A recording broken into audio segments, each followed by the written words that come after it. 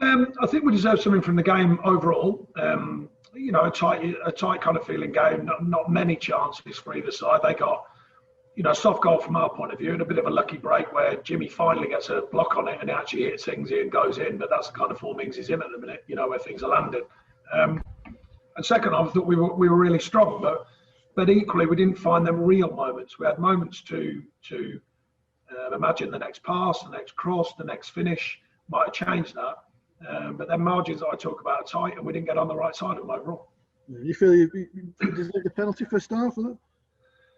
Well, look, I mean, I was just saying in a couple of the other interviews, at the end of the day, it would be a soft one, but we've seen how soft penalties are given in the Premier League. So, I think the honesty of our players to try and do the right thing. He's trying to stand on his feet. He's trying to receive the ball into the box. He gets a push in the back, goes down. But we all know players get less of a push in the back and go down in a more, lively manner and get penalties. So I think my frustration is more, as much with the game. The referees officiating now for people falling on the floor and give them everything. And then the ones who try and do it, at least I'd say on the right side of the game, we don't get things. And as we know, our record for penalties is certainly, I imagine, the lowest in the Premier League, probably some of the lowest in football. Yeah. And then we had the bizarre situation second half with the offside flag and what on earth. Have you had an explanation for that? Yeah. Michael Oliver just said he shouldn't have blown up. That was it. But that's not really that acceptable when you think that we've been specifically told in pre-season, make sure your players are aware, play through every moment. So we did. When he played through the moment, he scores a goal. And lo and behold, while that moment's going on, the linesman flags, he blows up, stops the game, gives offside. I don't actually know, I haven't seen it in detail, whether he's offside or not. I think it was a close one. But at the end of the day, it would be helpful, let's say, if everyone knew the actual... Was there an actual issue with VAR itself? There seemed to be a problem with the communication, supposedly. Oh, I don't know. That might have been beneficial on the Burnley decision. There wasn't. I'll have to find out. There seems to be some sort of, the new offside rule. Like I said, the linesmen are supposed to keep their flag down, aren't they? If they feel it's a goal scoring opportunity, he's raised his flag. Well, I don't know. I mean, there was a loose elbow that I thought was, nowadays is gets you in trouble. There's a few moments actually, not just the offside moment. There was a few decisions where, possibly the referees, the linesmen are getting their eyes sharper again. After this period and just coming back into it. I don't know. But no, I don't want to make the game about that. But I think there are important moments. Two decisions that could have gone a different way, they didn't. But they are the margins that we work under. Sometimes it's because of our play, which I still think we could have. We didn't find them big moments tonight, which we often do. Neither did they really. I mean, the Kobe's had hardly anything to do, funnily enough. But the decisions from referees and officials, they can count, and they maybe would have on a different day tonight. Yeah, so the lack of body showed up again, didn't they? I think you 5 players on the bench without Premier League experience. You're short on options to actually change a game, aren't you? Yeah, I mean, it's not an ideal situation. That's the obvious challenge for me as manager and the players. I think they were fully committed. I think the performance had especially the second half. First half, we were a little bit off, to be fair. Second half, I thought it was a good performance, a strong performance, and certainly the will and demand of the players to get through the game was obvious, I thought. The group needs support. First of all, in-house support, because we want to get them players back fit. It's a long list of very good players are injured.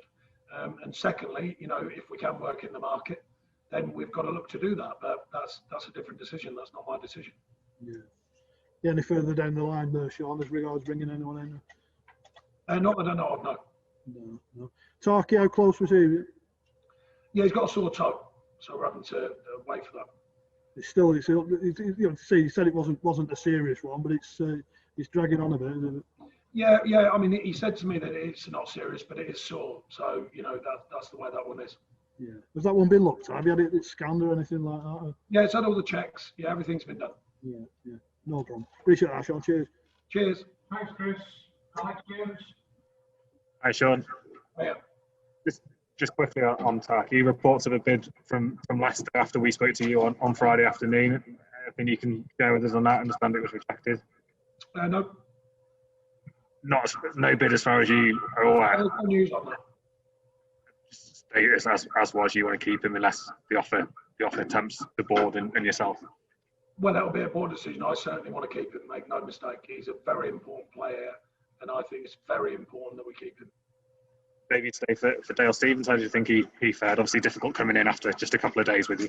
Yeah, I thought second half he got stronger actually. First half it looked a bit quick and it looked like he was getting his eye in and getting his body going. I mean, he knows about the Premier League, but he hasn't trained much in the last few days while this has all been, going on. I threw him in slightly out of necessity. He's a good player, but I mean, ideally we normally hold players back, give them a few sort of a part of a week's training with us, get a feel for what we do.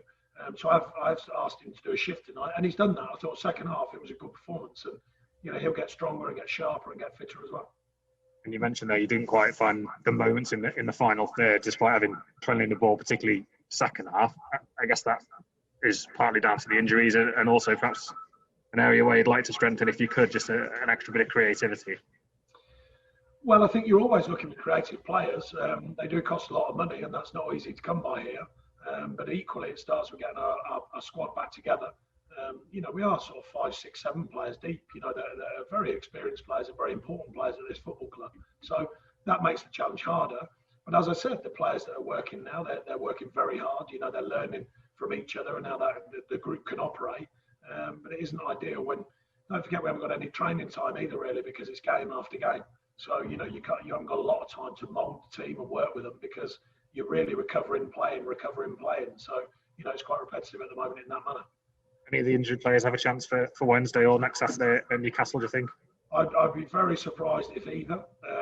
Possibly Barnsley might have a chance. That would be good to welcome him back. But he's probably the only one really. And obviously we've got to be careful. We've been through so many injuries last for lockdown and now that we've got to be careful. So, of course, every game is very, very important in the Premier League. But equally, we don't want to risk players in the next 2 games that then could have them out for an even longer period. With the international winter coming up, that's a helpful period to hopefully get some of them players even closer to fitness, if not literal fitness, and back in the squad. Thanks a lot. Thanks, Danny.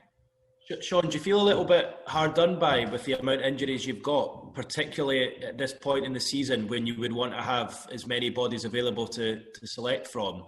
How hard is that to take that you've got so many missing at the outset?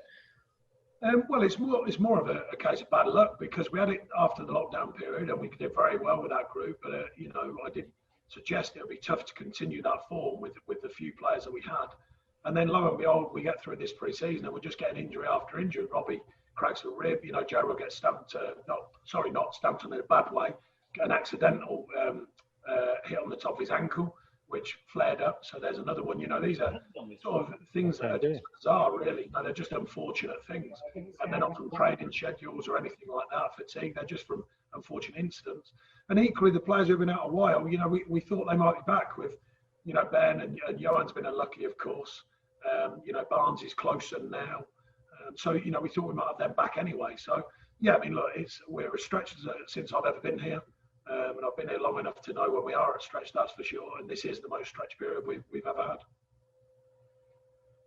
Thanks, Ian. Ian, would you please? Hi, Sean. Can you hear me okay? Yep. Yeah, great.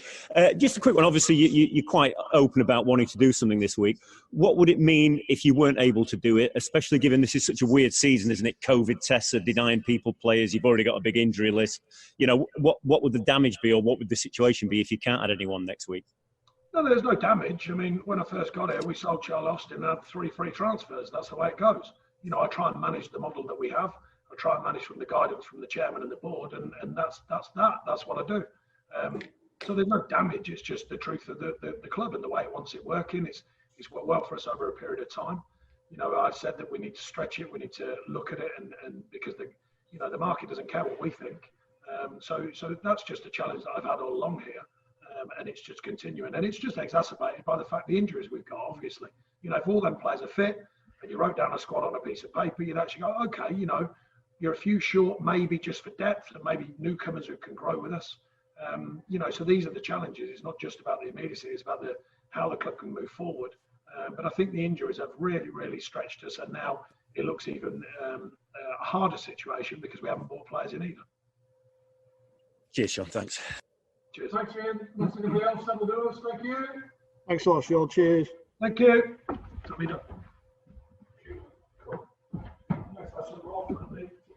you, Shannon. Yeah. So you